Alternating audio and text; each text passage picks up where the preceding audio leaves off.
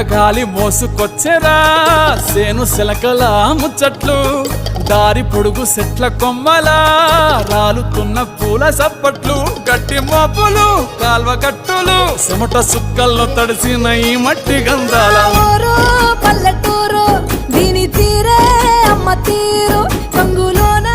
దాసి పెట్టి కొడుకుకిచ్చే ప్రేమ వేరు ఊరు పల్లెటూరు దీని తీరే కన్న కూతురు కళ్ళ ముందే ఎదుగుతున్న సంబరాల పంట పైరు